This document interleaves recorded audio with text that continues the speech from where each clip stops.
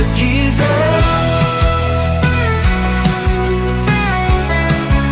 With Munson and the Geeza.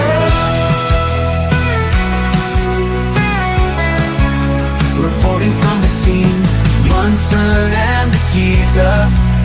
News in every ride.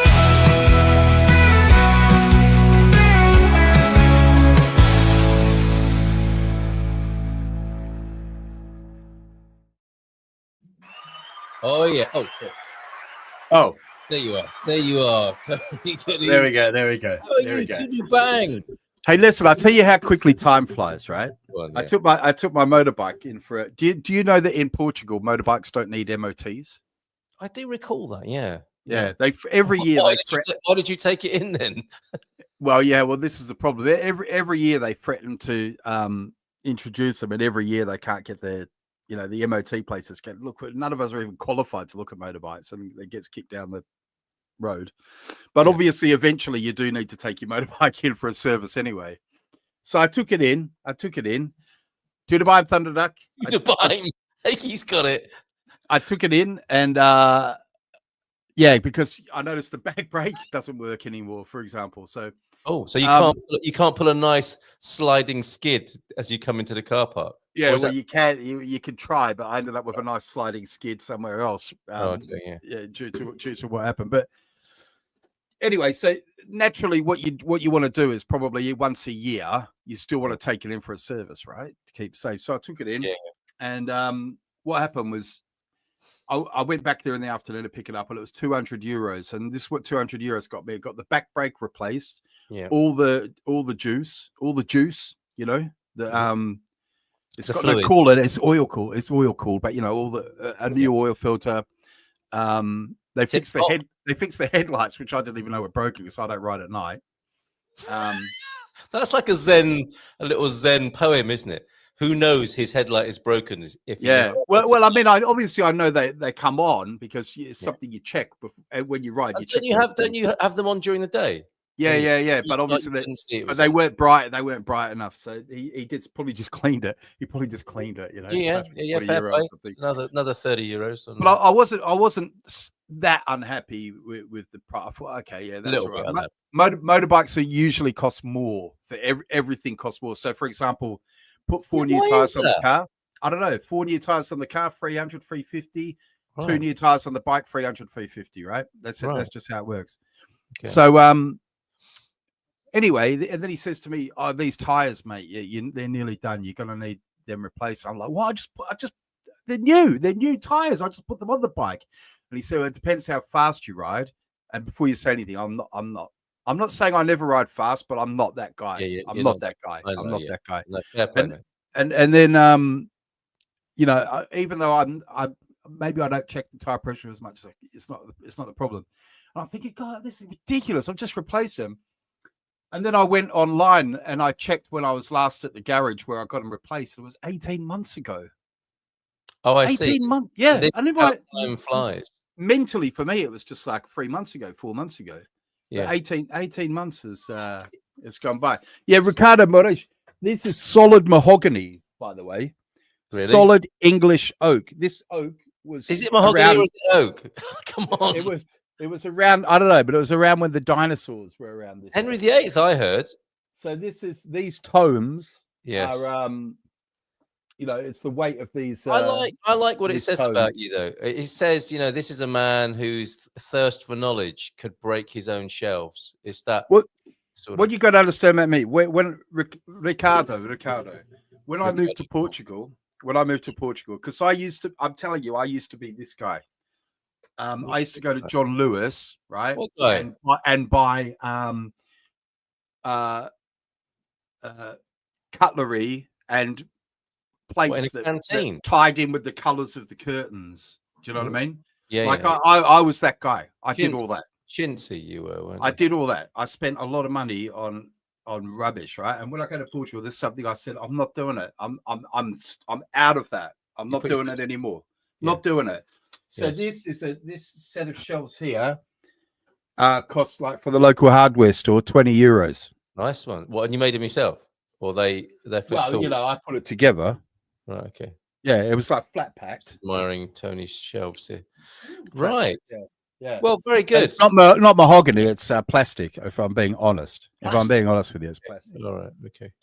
Yeah. But they do the job. They do the job. Like something like that. And if they collapse, if they collapse, you tell a lot about from a yeah, true. But false economy, if they collapse on a regular basis, well, I tell you what, for a mahogany one, I reckon I could have them collapsing once a month for the rest of my days. To be honest. Say that again. I'm just still doing the. I could have one of these collapse every month for the rest of my days to catch up to the. And that's what's wrong with the world. That's what's wrong with the world, isn't it? Yes, indeed. It is actually in a way. There is something wrong with it. But I'm going the flip side.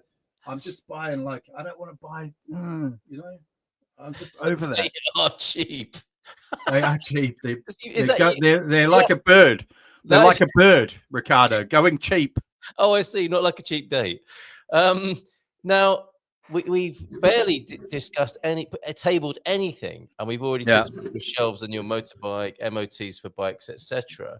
That's an interesting bit, though, isn't it? There's no MOTs here for motorcycle. How many people are here?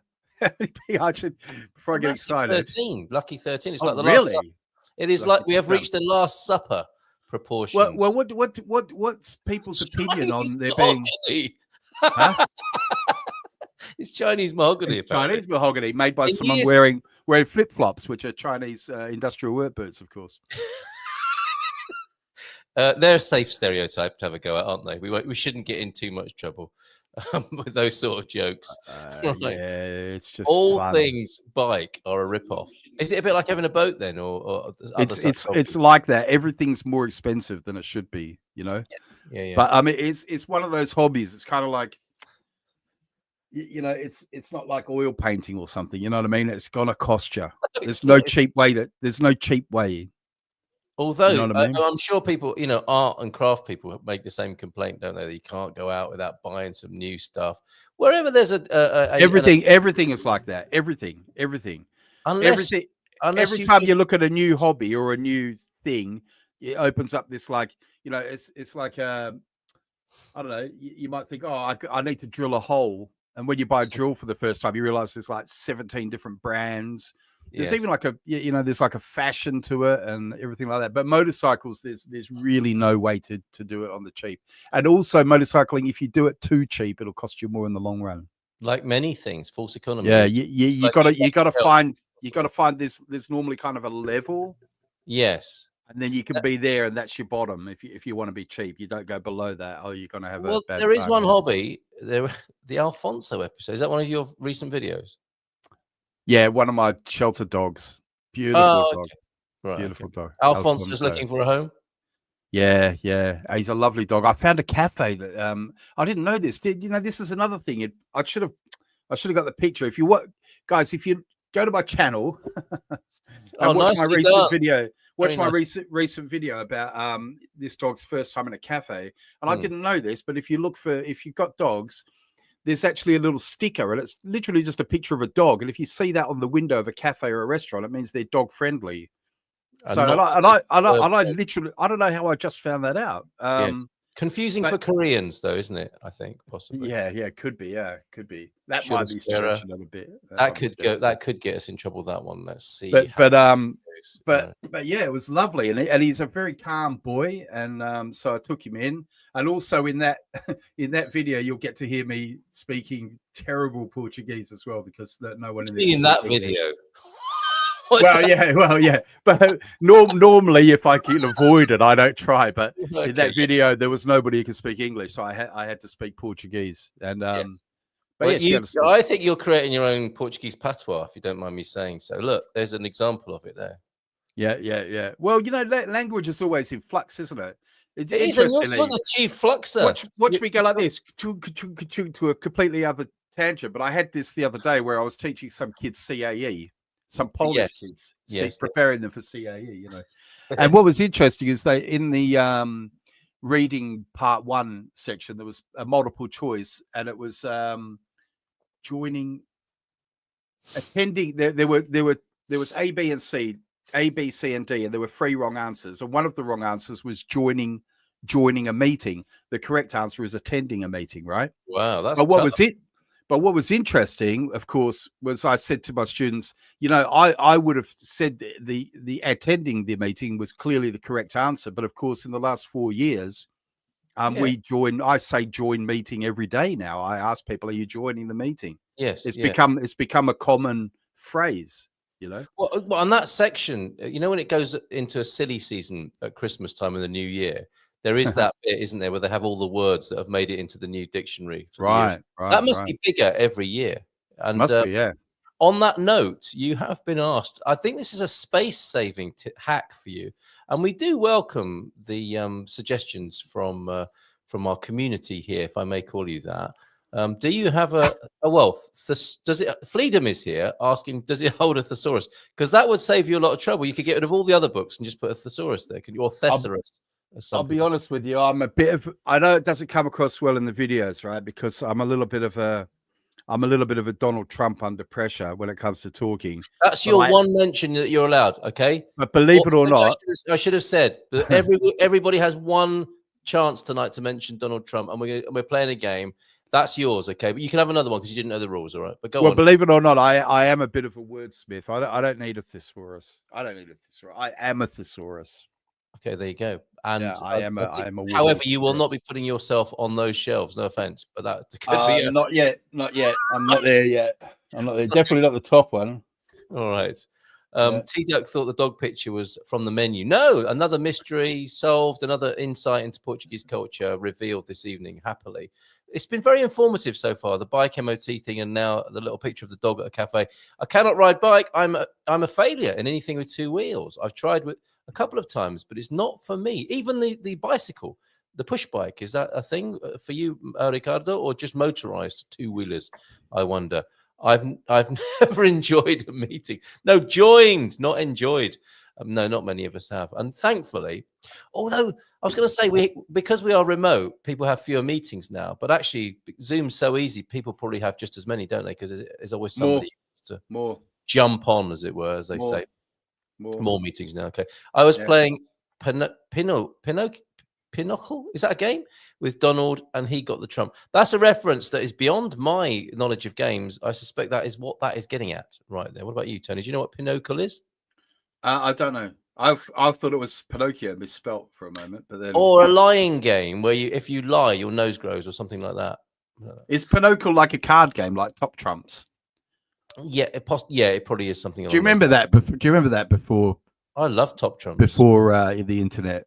Top Trumps. I do. Yeah, I used to get them as a kid, many years, like 50 years ago. I was into Top Trumps, and the smell of them when you got a new pack. And they were fresh from the printers, and you took the cellophane off, and it was cars or tanks or something like that. Pinochle is a card game. There you go. We've learned so much in this first 15 minutes. It's extraordinary. Yeah. Nothing to do with the original aims and intentions of the show, but that's fine. Some locals appreciate you trying, says Freedom. Oh, our mate Freedom, he was with us for a lot of Freedom. Again, you're like Freedom. You're right. It's right what you say. Time does fly. That seems like a very long time ago. Okay, let's make sure we've said hello to everyone this evening. Bob and Viv in Portugal. We'll be out for the start. Perhaps when we return. How long tonight? No, definitely not an all-nighter. That was. Well, it's not the length, Bob and Viv. It's what you do with it that counts. That's what you do with it. Yeah. Indeed, with a no. That's almost like to bang, to bang. Yes. Hello, how are you? I think we've established all is well, Ricardo. Thank you for being here tonight. Yeah. Ubi is also in. Right. Hey, did you see I put that little poem on my Facebook feed the other day? And did you know how you said okay, hun? Okay, hun, yeah. And then I went and had a coffee with a pal in did they say you need to talk? And he said, "Are you okay?" I saw that poem on like, bloody hell. Just a poem, isn't it? I looked at it and I thought that's a nice poem, and I put it on. I was joking. I didn't. But it's always worth checking. You don't want to be the guy who didn't ask if your mate was okay. Well, to be fair, I made a video about this last year, didn't I? I said about checking in. Yes. It's such a cliche, but we had a friend. Very sadly, he's for a while he'd been suffering from. They were living in the south of, I don't know if if a lot of, I suppose when you get to our age, Carl, it's almost certain that you've known people who've taken their own lives, sadly, right? Or maybe not. Maybe not. Well, not very close to me, but close enough. Absolutely, yeah. Well, yeah. What's interesting for me is it happened a couple of times when I was young. What I mean is, I know some people when I was young who took their own lives who were also young, and then there was kind of like a long gap until about my age now. Yeah. And now in the last couple of years, I've lost 2 friends, and both of them were a shock. Shock. Yeah. Well, because these were people least likely to. That's often. Yeah. Well, I mean, the first one was a guy who both of them outwardly had everything. Yeah. The first one was my good friend Cyrus in Hong Kong, and he had a wife and 3 beautiful girls, and he was like this guy who you could rely on in the community. Do you know what I mean? So at the school where I taught, whenever we had like Christmas shows, he was the one who got free bouncy castles. He was the one who got the sound system. He was the one who got his mates to come and do all the wiring, and so everything that was going on was fantastic. And he was that guy. And then one morning, I mean, of course, nobody knows what happens inside the family home, right? But then one morning, 5:30, he got up, drove his car to the highest bridge in Hong Kong, and jumped off. Bloody so hell. Didn't just do it didn't just take his own life. He took his life in everybody in Hong Kong knew about it way. Do you know what I mean? It was like boom, front and center on the news. And also it was the day of the Christmas party. I've rocked up to school like dressed as Santa, ho ho ho, and everyone was great. Yeah. My principal the funny thing was everyone tried. So all his friends who were there, they kept going. They got the bouncy cut because it's for the kids. It's a kindergarten. Do you know what I mean? We couldn't just stop. So everyone just had to face the day, I remember when I was a school caretaker, you talk about that ashen look. And I worked at a school where one of the parents it was 2 children in the school, and their father took his life and theirs. So the mum was left alive to deal with that. And the day I found out about that, I walked out of the school because I used to look after the kids in the after school club as well. And I met a friend, and she said, "God, you know how people just say, oh, you look like someone's just died,' as a cheer up your old bugger sort of thing, which in any other context would be fine. And there is just something that drains from you, isn't there? Of that sort of. What's mad about what you're saying is, of course, all my colleagues were Chinese. Right. And I'm telling you, when I saw, because it was my principal, she was obviously waiting for me to walk in because she knows what I'm like. I'm going to go in with my bell, ho, ho, ho. You know what I mean? Yes. And maybe let's tone that down a little bit today. Yes. And as soon as I saw her face was grey. Yes. And that's the first time I've ever really witnessed that, but from that, when I saw her, I knew what they meant when I've seen that written in books. Yes, that ashen look. I thought, now I've seen it. And then when I went outside, and I saw everyone, like his best friend was there, and he had it as well. And I mean, I probably had it as well, Yes. Yeah. So it was. I mean, a good call, Tony. A good call. This is Movember, and it's a shame, isn't it, that we have to have a bloody month of awareness or day of awareness for this, that, or the other. And you would hope that it would be just a general thing that human beings find themselves doing. But fair enough that it happens at all for some people, that we check in with each other. So good call on that. And I made light of it, and I suppose that's a blokey thing to do. And I didn't suspect you were. Having been with you all night, I mean, who knows what effect that might have had on you, and taken out of context, it does sound really awful. I think I figured you'd just seen a poem that touched you and wanted to share it. But it just was. It was a. I mean, I tell you something without going into too much personal details. I did go through some stuff when I was young. Yeah. But one problem I've always had, and I don't know if this is a problem other people who ever been through stuff have gone through, I've never, ever been able to deal with it because I can't get past, I'll tell you a funny thing, right? I'm a guitarist. Yes. I know this is going to sound like a tangent, But I've been listening. Not like you. I've been playing this song lately by a guy called Sam Fender. Have you heard of him? The name rings a bell, but it's also the name of a guitar, of course, isn't it? It's called 17 Go. Yeah, it's probably where you took it from. It's called 17 Going Under, and I'm listening to this song, and it's going. He's got this line in it. He stops all the song music starts. He's like, as you see, I live my teens in anger. He's talking about how rough he had it as a kid. And when I'm listening to it, I think, dude, nothing happened. Well, like everything you've said in that, I'm telling you, I want to go to it. I mean, it's probably just a song. Yeah, pathetic. I want to go to him and shake his hand and listen and say, dude, nothing really happened. No idea. Yes. Nothing happened, mate, in your life. Nothing happened, believe me. Yes. But then the problem is, I sometimes think, well, other people had it a lot worse than me. And so I can never grab it. And I think sometimes I wonder if this is a problem a lot of people have. They have this kind of trauma from their childhood.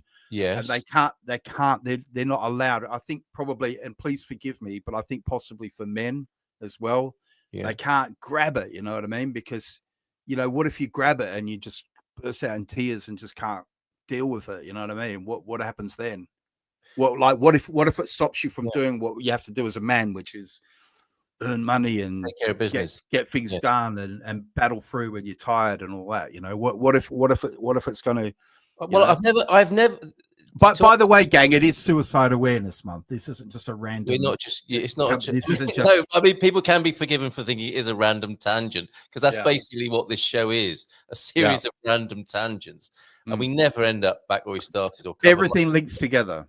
Everything links together in some big cosmic way, but no obvious way. Everything links together. To answer your question, I have never heard of anyone, men included, who got so upset trying to heal themselves that they were dysfunctional as a result. I've heard that a lot of people have not managed to sort of cope very well because they didn't try and heal themselves. I hear that. I mean, that makes more sense to me, that it's more harmful not to endeavor to heal than it is to be in the healing process. I have been in that situation that you described, where I started crying in the company of a good friend, and it was a difficult time in my life, and I couldn't stop. And every time I thought I was, so I do understand what you're talking about. She must have been thinking, Christ, this bloke, I thought he was going to stop 3 or 4 episodes ago, but every time he just about gets himself together, there's more to come out. And it seemed to me like it might have been like several hours, but it might have only been 1 hour. But she was great, and I think, to stereotype, women are pretty cool like that. Yeah, and it just happened. I didn't intend for it to happen. It just happened, and it went on and on and on, and that was very, very therapeutic. So, the problem with childhood trauma, though, isn't it? Yeah. I mean, I can only speak for myself. Yeah. But my childhood trauma is there every day. I'm 52 now, and it's still there every day. Like, it doesn't matter. It doesn't matter how much time. It doesn't matter how much time goes away. I get, like, every day I get flashes or memories or flashes, and it just never goes away. Bless you, bless you, and that's you. That's what I wonder. Yes, and believe me, no one has. You don't have to worry about me. Yeah, it's not a cry for help. But what I wonder is if that does get on top of some. Well, it must do. People. Of course, it must do. And we all have our ways. We all have our ways of dealing with it anymore. Yes, we all. I think there isn't a relativity, is there? I know you wanted to say to Sam Fender, "Shut up, nothing happened to you," but trauma. Yeah, I mean, for him, that trauma is huge. Exactly, I get that. I wouldn't say that to him. And of course you wouldn't. And I know you're only joking, but it's the effect and not what happened, isn't it? It's the effect that's happening on you, because some people seem to have the most superficial things happen, and it completely destroys them. And then there are like election results and stuff like that. Yeah. No, there are troopers who've had the most terrible things who've made good, and are such inspirational people. So there's no rhyme or reason to it. I think it's a very personal journey, isn't it?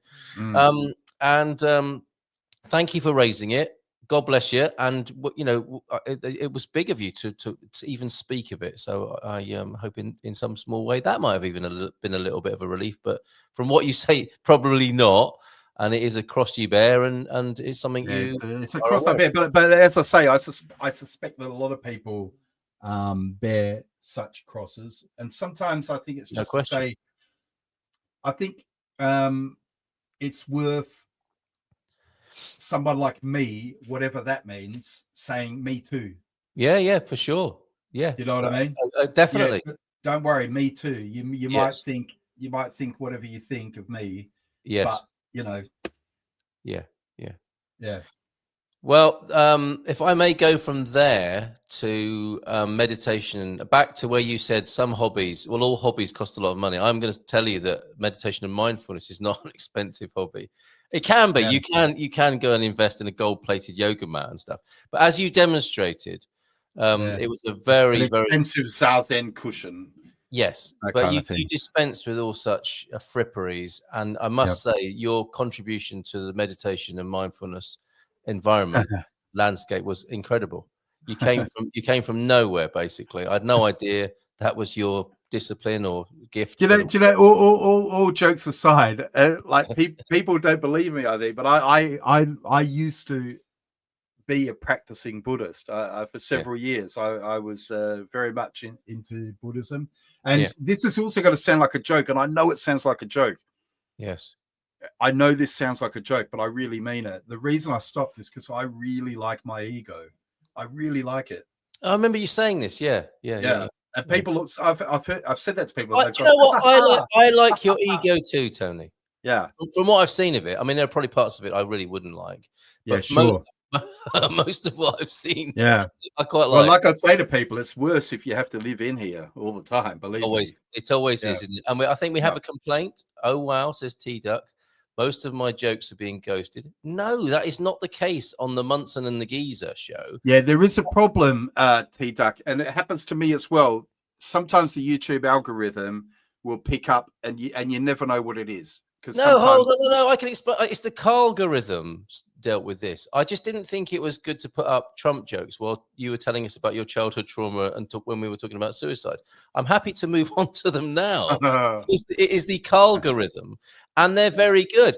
And you clearly have said Trump several times now, and we were playing a game tonight where everyone had one free Trump card, as it were, to play, and we were going to see if we could get through a program without mentioning Donald Trump, because to be fair, he has had a lot of exposure in the last little while. But let's do it. Let's go there. One thing you were talking about meditation, right? Yes. And you know, we were saying, and I think we were agreeing that everything is meditation. And what was interesting is one of my subscribers wrote on my video and said, doing the dishes is my meditation. Funnily enough, I remember when I was into Zen.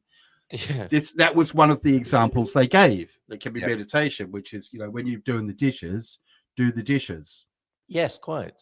Do the dishes. Do what you're doing. Do the dishes. Wash the dish. Wash the dish. Yeah, and get on with it. Yeah. You know what I mean? Yes. So, and what I was thinking the other day. Do you remember I put that? I don't know if we show. I just want to show you something. For example, let me find this. While you're finding it, I found it. Before T Duck like flounces because we're ghosting him, and this is I think this is maybe a kind of conservative thing at the moment is a propensity to feel like you're being cancelled and ghosted before you actually are. You've got to give it a few minutes, for heaven's sakes. What did Trump say to Biden in the hallway of the White House? This is a good one, it has to be said. There's a lot of answers to this. What did Trump say to Biden in the hallway of the White House? I bet he said, "Oh, pardon me, please." You see, I heard this one with Clinton. He told the joke. Did he really? Joke.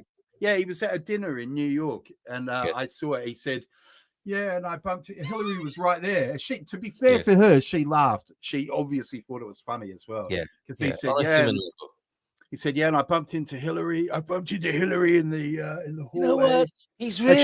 And she looked up at me, and you know, she said, "Pardon me," and everyone laughed. But to be fair to her, she laughed. She wasn't laughing a few minutes later because you know what he's like. He kind of then. It keeps going. He took it. One possible answer to that is like, what is that terrible smell, isn't it, as well? And I thought that was, pardon me, that was Biden saying, pardon me, sorry about that. Although he suddenly was very sprightly with one. Well, depending on whether you watch CNN or Fox, both of them wear diapers, right? Both of them. That's true. Oh, Joe Rogan's show, he was having a tenor moment by the sound of it. I mean, 2.5 hours. That, Carl, not to get hung up on Trump, but guys, how old are they both? They're both like around 80, 78. Around 80. Are we really making fun of old people for having to wear diapers? Clearly, Well, I'm above that. Oh, whatever. The problem with Trump jokes. You checked your pager. Yeah, you are above such awful jokes that would hurt and harm people in that way. The problem with Trump jokes is Republicans don't think they're funny, and Democrats don't think they're jokes. Well, the Democrats get accused, don't they, of having no sense of humor whatsoever, which is. But I think I laugh at this. Not funny. All right. Yeah. Who would make a better president, Steve Jobs or Donald Trump? Never mind. Comparing Apple. You see. Oh my God. What are you, some libtard? Cancelled. Let's get rid of that. That's disgusting. Right. I put a link to that short when you got away, and I just want to. Oh, look, they are. These are definitely softening. I heard that Trump wants to ban salmon pre-shredded cheese. Apparently, he wants to make America great again. See, that's it. I like these kind of jokes. These take us back, don't they? If Christmas cracker. Christmas cracker. No, more like Saturday night. If Morecambe and Wise were on a telly, or that old-fashioned program where everyone dressed up. Ladies and gentlemen, someone would come on and do a little bit of, black and white minstrels. The black and white minstrel show. Yes, exactly. Oh, we can explain. I don't think we want to right now, but we can. Oh, wow. Oh, no, you see, you're not being ghosted. You're not being ghosted. And I have a feeling there's plenty more where that came from. Right. Okay. And then it goes serious, and then it all kicks off. Didn't we do enough of this on Tuesday night? 15 bloody hours of this malarkey. Yeah. What's going on? We've oh God, the last 5 hours of that, I was dead. Seriously, dead. How quickly did you recover? You put a very good face on it. How quick was your recovery? You only did 13 hours, though. To be fair, I can't remember. I honestly, I can't. I really, at this point, I can't really remember what happened during the day. I don't think I got all my steps in. I know I did well. I got about 10,000 in, I think. And then, only 10,000. Apparently, after that, it's diminishing returns. We had that as a God Squad tip of the day this morning. Oh, for walking? Yeah. The research says, science says, and astrology apparently backs it up, that if you anything over 10,000, fat people say. Look, it's not us. It's Safari that are doing this. Safari. No, I'm not buying it. The more it's the opposite. Yeah, you're not taking that well, are you? Well, no. I'll tell you why. Right? When I first started doing the steps, I didn't do it in the beginning. To like weight loss was obviously part of it, right? Yeah. But I didn't do it. That wasn't the main thing. The main thing was to get fit, and obviously weight loss was part of that. Yeah. But what I discovered over time is there's a very, very direct mathematical relationship between because you have a thing called BMR. You can find out your BMR, your base metabolic rate, okay? Yeah. Which when I was 121 kilos at my height and my age was I can't remember, something like 2,000 calories. And then you can count your calories of food. You don't even have to be that precise, but it's like in the first month I lost 8 kilograms, and people were shocked. But do you know who? Yeah, but do you know who wasn't shocked? You. I wasn't shocked at all. Yeah. Not in the least, because I knew I was going to lose 8 kilograms. Yes. Yeah. Because I'd done the math. And I also knew that it was going to slow down. And I said it in my videos. I said, I know it's going to slow down. It does, yes. Yeah. And, I mean, that's always the way with excellence, isn't it? Because your BMR goes down. Yes. And but your capacity, if there's a lot of capacity, you burn that up. It's like your body gets better at all the things. So yeah. But what I'm saying is there's a very strong it's Now, when I hear those kind of people saying, "Oh, I've got a slow metabolism," and I literally, I said it to the camera, and I said, "Listen, just between you and me, well, you know, Katie Hopkins, she hasn't got a very good delivery. That's Katie Hopkins' problem, but she's telling the truth." And what I said to people is, what you got to understand is how I can relate to this was when I was drinking. Yeah, I can relate to it like that, because you know you're lying to yourself. If you're not losing weight, you know that you're either eating too much junk food or you're not doing enough exercise. It's that simple. And so it triggers in life, it triggers people. It triggers people, but it's a reality. Nobody wants to be told that, do they? I mean, I don't disagree with you, but that is that's the great issue of our times, isn't it? That nobody wants to be told the truth, in a sense. Yeah, well, Katie Hopkins gets in trouble, but her delivery is but she does it on purpose, doesn't she? Yeah, right. Poking the dog, as the expression that poking the dog with a stick. You know, if it's a shtick. But can I say something else? I do think there's a reverse problem. Like, for example, I think we've talked about this on the show before. If we haven't, hey, let's do it now. You get shows like The X Factor and all that. You know, those shows, The X Factor and what is it, America's Got Talent.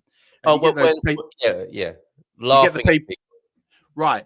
And I think I said to you, when I first ever watched one of those at the time, my girlfriend was working in mental health, you know, and that's we have talked about this, the ridiculing of people. So we said it's clear that some of these people have mental health problems, but if not, there's another phenomenon happening, which is on the flip side, and I see this. I'm going to be really blunt. I'm going to sound like Katie Hopkins here. I see people post pictures, women in particular, post pictures on Facebook where they look awful. Yeah. They look absolutely awful. And people come in and go, "Well, honey, you're so gorgeous," and right? Which I get, because it's got you're hoping to lift them up. They actually do that as well, don't they? Babes. You know what I mean? Yeah. Babes. and but what can you say? There's no nice way to come in and say, "Listen, I'm going to be the honest one here." But why would you look like this is an interesting theme, because why would you? I mean, does it matter? Yes, it does, because I think that there's some fat asses who don't go out and exercise because people keep telling them they look beautiful. That's their choice. Well, it is their choice. But I think that what I'm going to say is that I think there's a kind of a delusion, right? People can end up suffering from a delusion. Yeah. You know, so sometimes you need a middle ground. You need a middle ground, right? What do we say in this show? We say there's no black and white, right? So on one hand, people say, you know, in London, we need to take the bikini body pictures off the, you know, away from the tube, don't they? You heard about that? Oh, what to stop people feeling bad. Yeah, stop people feeling bad, right? Yes, but then they've got the other extreme now, and they have people who are clinically obese. But that's how things go, isn't it? And it's down to the individual, and it's to plot their path through this. But couldn't you find a middle? Couldn't you just find some normal? That's what people? We're trying to do. That's what we're trying to do, aren't we? No, you don't find no.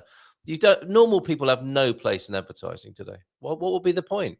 They've got to be extreme in somewhere. They've got to be extremely attractive or extremely differently attractive.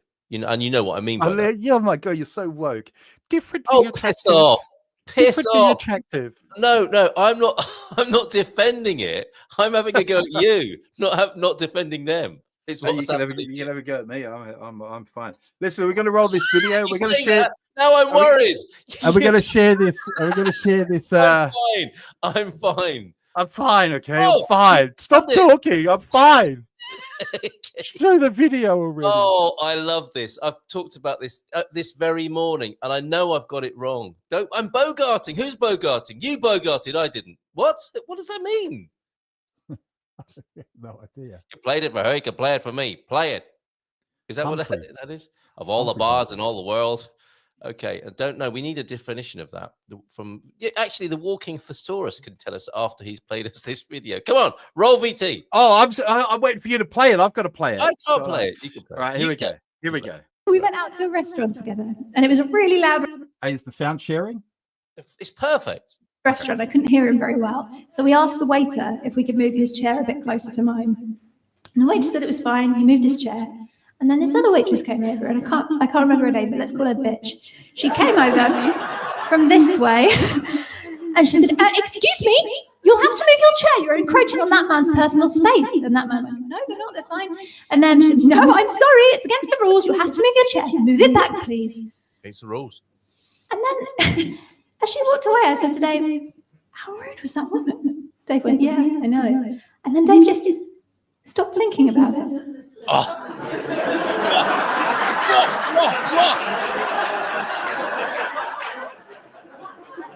Yes. Audience thinks about it. Second lot of laughter. Do you know what that was? That was you've been meditating for about 20 minutes and then the sensei bangs the gong. That's what that was. Do you know what I'm talking about? Well, that was a gong bang. That was a dong. Or the audience, or for Dave, or for the woman? Who are we talking well, about? for her when it happened, and then for the audience when they got it. Yes. I think at first they were laughing at just her because I just think she's funny. And saying bitch about the woman. And yeah. Isn't it awful? That was a good setup. Actually, she's a good comedian. I mean, that made me actually think about because have you heard this kind of modern claim that women can't do comedy? Yes. And I think back to I was thinking about it today. Probably also, I'm still thinking. I'm also like you. I'm still thinking about this video. It's still. I like the joke. I feel like it fell. I feel like it fell out of the universe at me. It's one of the best jokes I have ever heard. Now, not because of its value in other environments. You know, it's not an Edinburgh Fringe winner, is it? Because it's not. It's one of those jokes with the we're really getting played with here, and that's really clever comedy. Yeah. But I mean, I was thinking about this today. This idea. A lot of people say, "Oh, that women can't do comedy," and I was thinking about you remember Absolutely Fabulous? Yes, didn't like it. It was wasted. What? Yeah, never. Well, I don't like you. Oh God, really? Yeah. What the hell kind of human are you? I'm not even a mammal, right? You're not even a mammal. Not even a mammal. Like, yes. God. What kind of guys? Help me out. Oh, there's so much going on. There's so much going on tonight. But, I mean, let's not get started on that because I'm not that fussed about Star Wars. I'm not that fussed about Star Trek. I haven't seen Hitchhiker's Guide to the Universe. All of these things I'm not bothered about. Game of Thrones. It's like. It's fine. I'm not saying they're bad things. It's just how I am. How is Absolutely Fabulous in that list that you just? Because it's like you should like it. It's in that list. You should have said that bit first then. Otherwise, it didn't make sense. We need a bit of context, Munson. Okay. Do we? Yeah. Hey, listen. I don't like Absolutely Fabulous or Star Trek or Jurassic Park or long list of science fiction films. It's a joke in the making, isn't it? It could be, yeah. It's a joke. That woman might like that as part of her routine. Hold on a minute. We've got hieroglyphics. What is happening now? Is that did you see that when you visited the pyramids?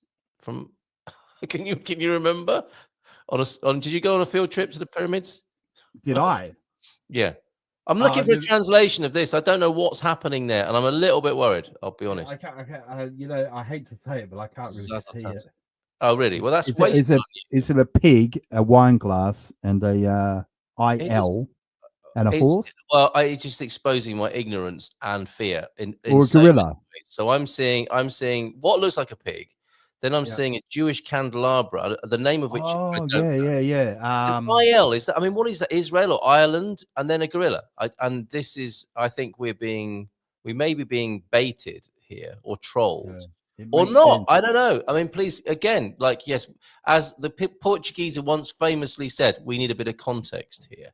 So if you could do that for us, Zaza Tata. And I feel like we've neglected the great our friend. What was he miscalled last time we were on? Basal had a very unfortunate autocorrect. I do remember. I don't want to say it. Okay, hello guys. I'm here again because I'm back in Ireland. How's it hanging? Hanging pretty good. Yeah, hanging pretty good. That's for sure. Yeah. And you're back in Ireland. I didn't know you were. Oh, so you were here from Ireland. Is that what?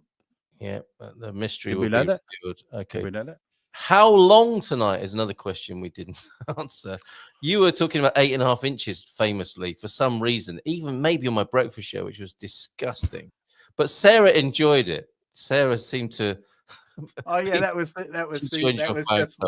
was missing out and joining the 8-inch club. Yes, for some reason. Why? Half an inch. I don't know. It's all about context and nuance. Whenever we are struggling, we just say there's a bit of context missing, or this is not a simple black and white issue. Although penis size does tend to be a black and white issue, often, doesn't it? I think. Yeah. Well, it's an issue. No. Do you know? I tell you the word. Hey, but listen, you're talking about breakfast. Yes. I got to say one of the most one of the most cringe-inducing. Anything you say, I could grab something. Anything you say, right. But it was I can't remember. Was it who's that presenter who got into trouble? God, that could be any of them, couldn't it? Exactly. The one who came out of trouble is an easier question. He was married, and then he came out, and then Holly Willoughby and Pip Schofield. Exactly, right? Pip. Now. Oh, you let me say his name. I see what you did there. now I'm not even kidding. You can YouTube it if you want to see the most horrible thing. They had a morning discussion about a condition called micropenis. Yes. Right? And they had 3 men sitting on the couch who all had micropenis. And then they spent about 20 minutes discussing it with them. And it was just like, how and why? I thought they treated me very kindly and it was dealt with very well. That day I was on Good Morning. Yeah. I mean, they were very, It's so weird how you put that, though. Like, I mean, let's forget about any monetization on this video now. There comes a point, doesn't there, in all of our videos where I know you're thinking in the back of your mind, I might make 20 cents tonight, and then you say something, you think, I'm not. You'd be lucky if it stays online, let alone. Yeah. And you put it in a sort of pseudo-clinical way. Instead of saying he had a micro penis, you made it a condition like he has micro penis. Yeah. Which is so weird, isn't it? But that's what's happening. I think that's how they said it. I don't think they said like, here's 3 guys with small cocks. You know what I mean? No, you can't say that in the mid-morning, can you? Unless it's a farming show. What's that joke? What's that joke? You know that one where I ran over the rooster and the farmer came out angry, and I said, "Well, don't worry, I'll replace it." And he said, "Well, go on then, let's hear your crow." Okay. Well, I thought that was going to be much worse. I mean, as in much more disgusting, but actually a better joke. It's been a week since I lifted it up. You did. You're so skillful. I've got some improv comedy. Coach Turner sent me some improv comedy that is one of his young relatives. Would you like to see it? I think it's such a skill. I think you'd be quite good at it. My best mate still blames me for his win. Okay, that's your allowance of Trump's. And you made me say it again there. Not spoke to me since since the election. There's a lot of it. There's a lot of it. Yeah. Right. Okay. You'll have to give me a moment to find this bit of improv, but it's good. It's really. I take my hat off to these people because I can't think of anything more dangerous than this. I mean, yeah, obviously, flying aircraft, but socially dangerous. You know, like very skillful. Sorry, what were you going to say about improv? No, I was just going to say what Jackie was talking about, and I've been thinking a lot about. I mean, probably don't have time to get into it now, but misinformation. Right. Yes. Misinformation. You know, and it just reminded me. I know I've said on the channel that I worked for the European Broadcasting Union for years. Yes. And so I used to go to big sporting events, for example, the Olympics. So I worked on like Sydney Olympics, Salt Lake City, Athens, Beijing. Now Beijing was the big one because when I first are we going to do the improv? Let's do the improv. No. I want to hear this. One of the faults of StreamYard is as soon as you put something on the screen, it starts with the volume. It should give you a chance. So carry on. It's just a quick one. So when I was in Beijing, and a lot of my colleagues were kind of old school journalists, and it's quite well known along old school journalists that the Tiananmen Square narrative is misinformation. Yeah, and that actually, tell us what happened. What really happened then? Right. Well, basically, the narrative goes that there was a student uprising, and all the students were in Tiananmen Square, and then the tanks rolled in, and then there was a massacre on Tiananmen Square. Correct. Right? That's what I've heard. Yes. Yeah.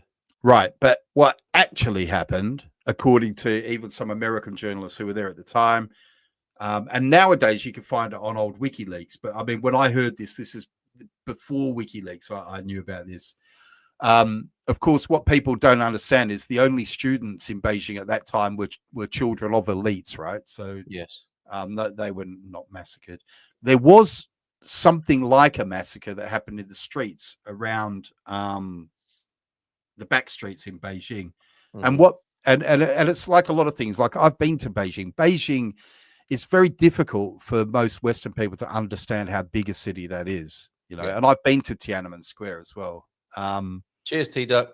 So what it is that the narrative, there was a kind of a false narrative created by the Western media at the time. Yes. Now, very handy, wasn't it? Please feel free to Google this, guys. Don't take my word for it. I know that what I'm saying is possibly quite shocking to some people, but the problem is, so this was an example of misinformation that has far-reaching effects even to this day, which means that the Chinese government can plausibly tell the Chinese people, oh, this whole thing has been made up by the Western media. Yes. They don't have to mention, well, there was a little bit of massacring going on in the back streets. It wasn't students. It was the workers' uprising that we massacred. Yes. They don't have to mention that part. So the problem is, because of that massive piece of misinformation, like that's had an effect through the decades, which is most Chinese people, of course, just believed that the Tiananmen Square thing was just a complete myth made up by the media. Does that make sense? Yeah, it does. Yeah, definitely. And then I saw that start, because I work for the media. If you ever follow big sporting events like the Olympics in particular, you'll see the same stories come up again and again and again. What they do to the homeless people, are things going to get built on time? And the World Cup was the same, yeah. Fake, all big sporting events, fake camera angles to show stadiums more full than they should be. VIPs getting tickets that are never used. Yes. Blah blah blah blah blah. Always, and if you watch enough sporting events and not watch the sport, if you watch the kind of like the the summaries and stuff like that, you'll see the same stories come up again and again and again and again. And I mean, I can remember in Beijing, for example, just staying on Beijing, noticing the BBC running stories, because we had all the feeds from in my office. We had all the feeds. Well, that's noticing the BBC showing the sky, going, "Oh, look how polluted it is." Yeah. But out my window, I could see the blue sky. Lit like gaslighting supreme. Yeah. But then when it came to the closing ceremony on the CCTV feed, which was the host broadcaster, so that was the feed that went out to the world. Yeah. There was this beautiful firework display, but there's no fire. There's no actual fireworks in the sky, right? So really, So everyone's doing it. Everyone's doing it all the time. Well, there are a number of things to take apart here, though, aren't there? It's like, well, obviously would be one response, wouldn't it? And then another response is, "Oh my God, tell me it's not so, Tony." And then I think a lot of people are at that stage now, aren't they? That, media cynicism is pretty widespread, isn't it? Even for people. But my problem is there's not enough media cynicism. Look, we just spoke to someone the other day who said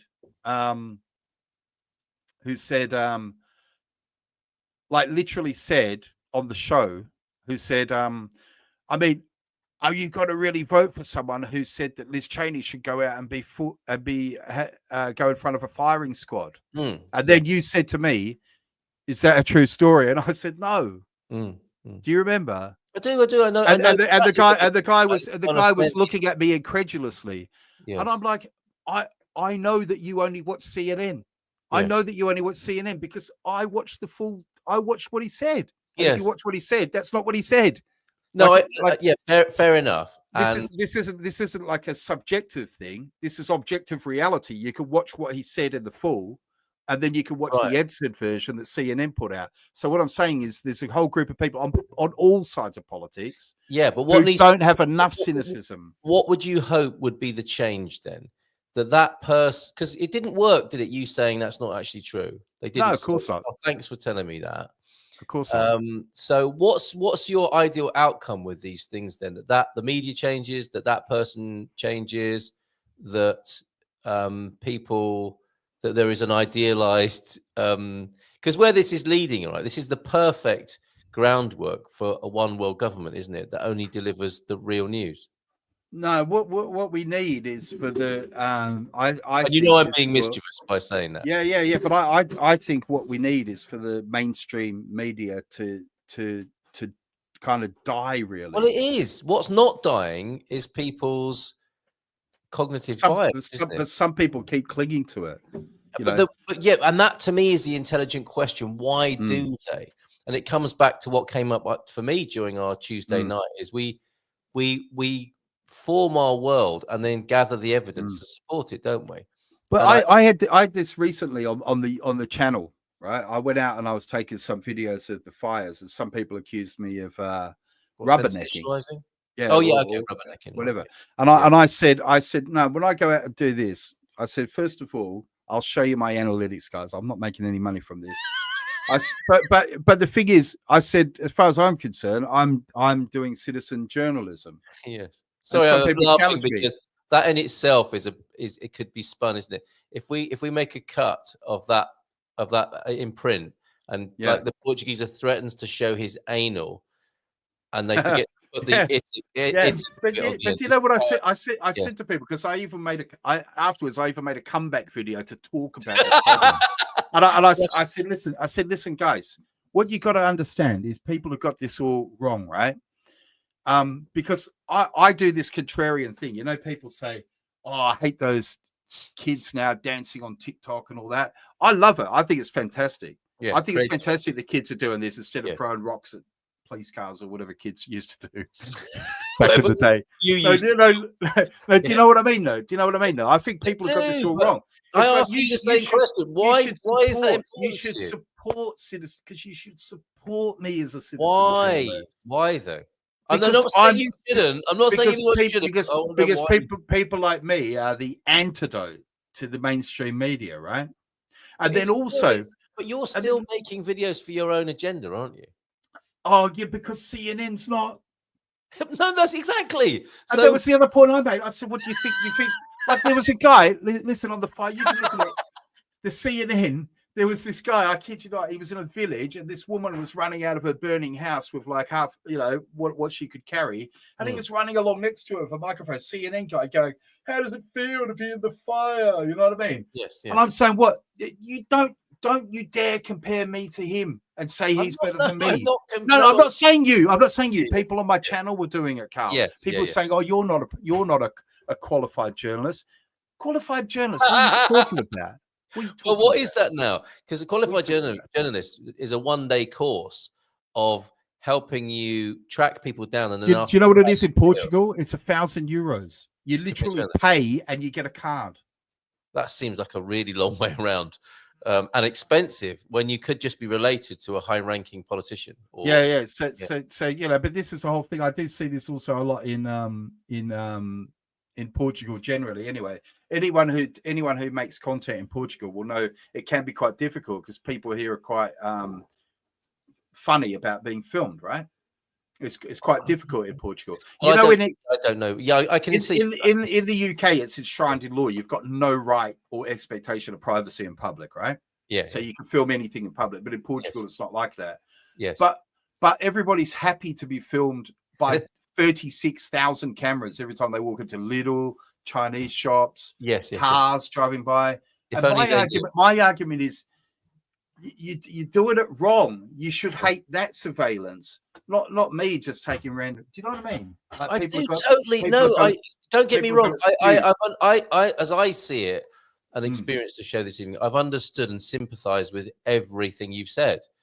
And my next question, always after that, is go on. What's the underlying issue? That's always my angle on these things. Is like, so when I'm not saying you're as bad as CNN because both of you have an agenda. I prefer your agenda. I experience you as a more honest, authentic person with values and intentions that are more closely aligned to mine. However, we're all just living out our agendas, aren't we? And that to me is the important thing, is like being transparent about that. And then, you shared some very personal information earlier on, which leads to intimacy and connection, doesn't it? And bonding between people, and authenticity and integrity. That just becomes a really good thing, which we don't get from the MSM, as far as I'm aware. And even when they do it to game the system, don't they? Let's have a heart-to-heart exposure. Also, the reality is they also get paid. Yes, they also get paid. You might one day. I've had what it is I'm old enough to remember when us lefties didn't like big corporations. You know what I mean? Yeah, so yeah. I've had this problem. Just take, for example, the game Minecraft. Yeah, this is just it's going to sound like a tangent, but trust me, I'm going to bring it back. The game Minecraft came out, and I looked at this and I thought, look at this game Minecraft. I think I can incorporate this into my English lessons. Yes. Yeah.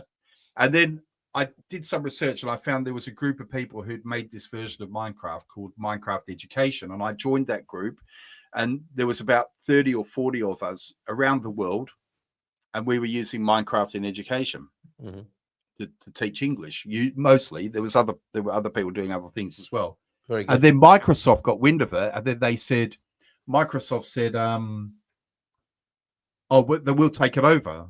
But everybody who had the old Minecraft, we will now become Minecraft mentors. And we were also now like I've got this plushie up here. I've got a T-shirt that says I'm a Minecraft mentor. But the funniest thing happened. You must know my mate Lenny in the UK, who was part of all of that. Anyway, carry on. Maybe.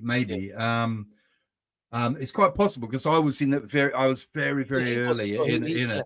Yeah. And I've used it to teach coding, all sorts of stuff. But the funny thing was, I was a certified, I was a certified Minecraft mentor. I got all the they call it swag, don't they? It's like everything. Yeah, I was on board, and I was in all the teams meetings about the transition, everything like that. Yeah. And then when it finally rolled out, I couldn't get it because my school, because I had a school in Hong Kong, a language school, because my school wasn't an accredited government school. Yes. So I had about a year of this. I'm going, I'm literally a Minecraft mentor, and I can't access the software anymore. and I'm saying to them, why do you have a problem with me being an accredited school or not? Why does that make a difference? All I'm doing is providing it, because there's no money in it. All I'm doing is providing this free of charge to students. So all you're doing is stopping people. And it also happened to homeschoolers as well. Homeschoolers also couldn't access the Minecraft Education Edition. Now, after about a year, one day, someone pressed a button and it unlocked for me. Yeah. Yeah. And I was able to use it. Shut him up. And now, 2 or 3 years later, apparently now everyone can access it. So I think someone realized, hey, why are we stopping anyone who wants to learn from this thing from using it? But that's an example where you get who was on the show last week talking about those videos in the UK where those people go and wind up businesses, don't they? They go with their camera and their drone and they. That might have been crypto strategists. Yeah. But this is another thing. You hear people come out of those businesses, right? And they'll say to the cameraman, it's almost like a script. And they'll say, oh, who are you? And he'll say, I'm just here to take a video. And they'll say, what company are you from? Yes. Because for some reason, if they're from a company, it's all okay. But because they're an individual, no. Yes. Well, that's certainly. Don't you think that's a skewed way of looking at things? Well, yeah, but that's been the progression of our times, hasn't it? That corporations have gained a personality. That seems to be part of it. I think, like some sort of credibility. But I've come across this so many times. Well, as an instrument to avoid tax and to rid people of personal responsibility. I think there's a whole agenda with corporations and so on, and you know, people do get conditioned and respond in that way. Yeah, but surely you should trust an individual. This is what I mean. Surely you should trust an individual more than a company. I mean, the main reason to set up a company is to limit your liability. Exactly, yes, avoid tax. I'm not sure your regular person understands that, though, do they?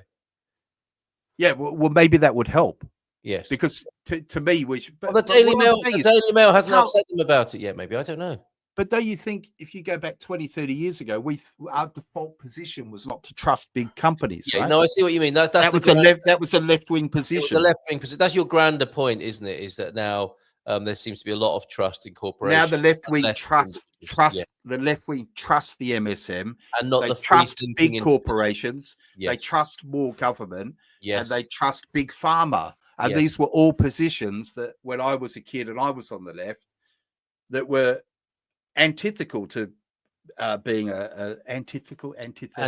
Yeah, I do understand. I do understand, and I think it comes on the back left. to Yeah, the psychoanalytical position of people on the left, generally speaking, is that the state and something outside them should take care of things, and that has become the corporations now.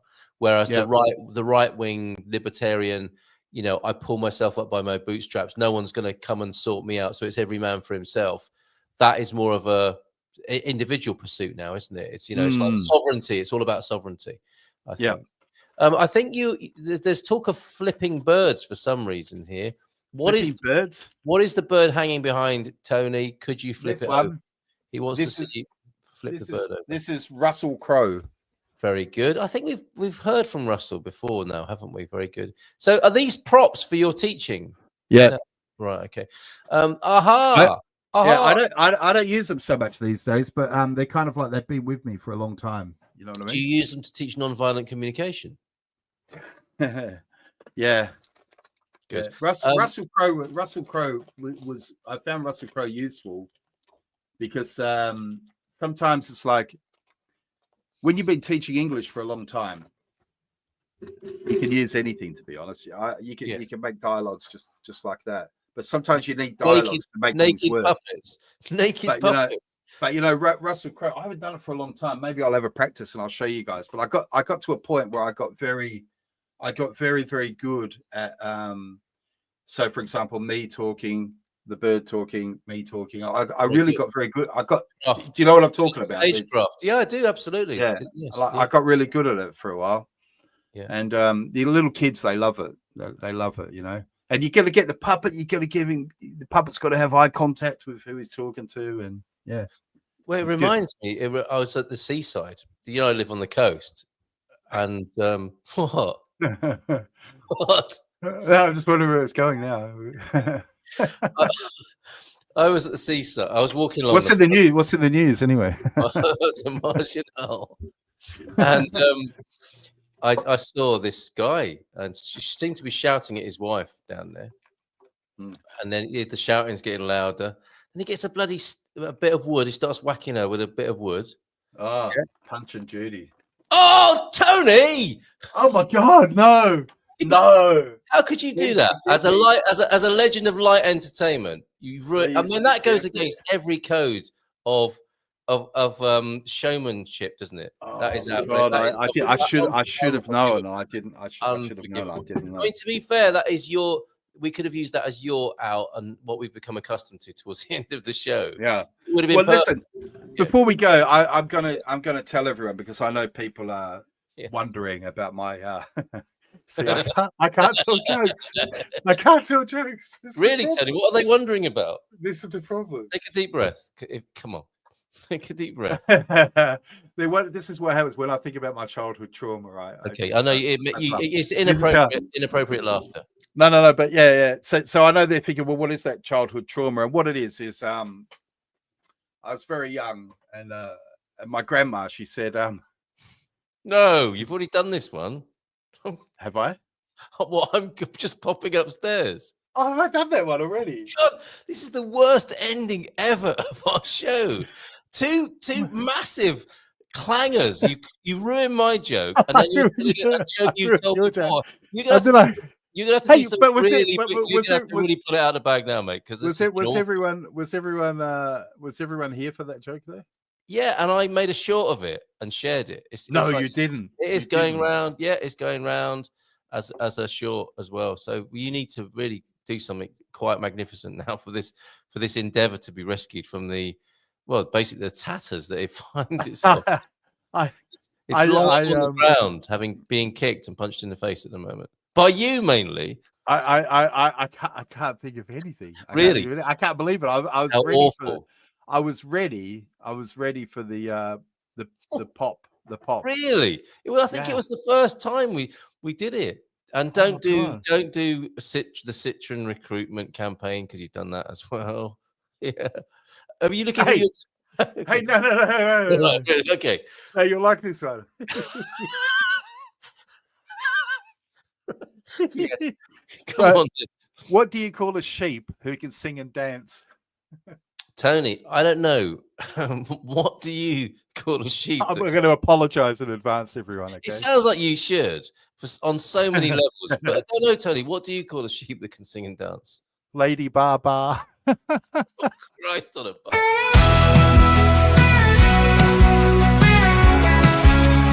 Munson and the Geeza.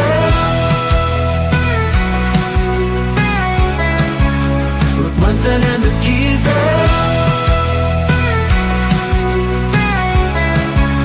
Reporting from the scene, Munson and the Geeza. News in every ride.